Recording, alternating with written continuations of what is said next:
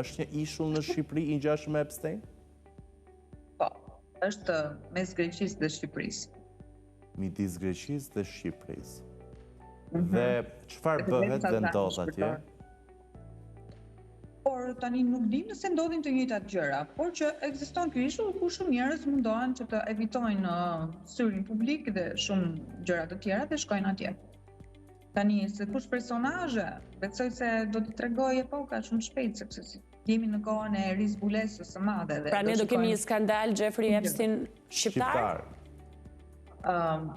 Shikon, ne jemi shumë hermetik për të parë gjërat. Ne mbasi edhe i shohim për ditën i quajmë krejt normalitet, por mund të kemi edhe më keq se aq. Dhe do neveriten njerëzit nga ajo çfarë do shikojnë dhe do marrin vesh. Publiku e di ekzistencën e këtij ishulli? Besoj se disa njerëz e dinë. Besoj se po. Peshkatarët sigurisht e dinë. Peshkatarët. Dim për masa sa i madh? Ja, nuk është shumë i madh. Më pranë Greqisë, më pranë Shqipërisë, në cilën pjesë të Shqipërisë? Është që fokusa mund të mos figurojë edhe nëpër harta. Nuk figuron në harta, sepse këto duhet kuptoj.